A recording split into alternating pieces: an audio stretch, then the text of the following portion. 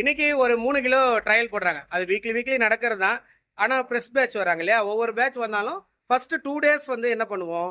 அவங்களுக்கு வந்து பல்கா பண்றத காட்டுவோம். 20 கிலோ பண்றது, 30 கிலோ பண்றதெல்லாம் சொல்லிக் குடுத்துருவோம். அந்த மெத்தட் வந்து அவங்களுக்கு ஒர்க் அவுட் ஆகுதா இல்லையாங்கிறத பார்க்கறதுக்காக என்ன பண்றோம்? அவங்களுக்கு தனித்தனியா நம்ம 1 ஆர் 2 கேஜஸ் வந்து குடுக்கணும். இன்னைக்கு வந்து 3 பேரா பிரிச்சு விட்டதுனால 3 கிலோ ட்ரையல் வந்து ஒருத்தருக்கு குடுத்துருக்கோம். Thursday, Friday இந்த 3 நாளுமே 9 கிலோ பிரியாணி அவங்களுக்கு நான் ட்ரையல் குடுக்கணும். ஒரு கொஸ்டின் கேட்டிருந்தாரு. சொல்லிக் குடுக்குறீங்களே, நீங்க எத்தனை வருஷமா பிரியாணி பண்றீங்க அப்படின்னு கேட்டிருந்தாரு. நான் வந்து ஒரு 2008லேருந்து பண்றேன். கிட்டத்தட்ட அப்ப 17 வருஷம். 17 வருஷமா பண்றேன். நான் என்னுடைய 17வது வயசுலேருந்து பிரியாணி பண்றேன். இன்னைக்கு எனக்கு 35 வயசு ஆகுது. ஸோ இந்த அனுபவத்தெல்லாம் வச்சு தான் சொல்லித் தரோம். ஆனா அதுக்காக எனக்கு எல்லாம் தெரியும்லாம் இல்லை. எனக்கு என்னென்ன தெரியுமோ அதை சொல்லித்தரேன். நானும் இன்னும் நிறைய கற்றுக்கிட்டே இருக்கிறேன். சட்டி தெரியுது சார், ஜெயிச்சிட்டோம். ஃபர்ஸ்ட்ல ஜெயிச்சிட்டோம்.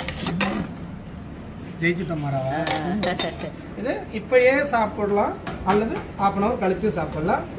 நம்ம சாப்பிட்டு வந்துடுவோம். மனசுக்குள்ள இருக்கு ஈஸி ஆயிடுச்சுல. இப்போ இப்படி கரண்டி விட்டு இப்படி. ஓகே. அப்போ அந்த பக்கத்து கரண்டி விட்டு அப்படி.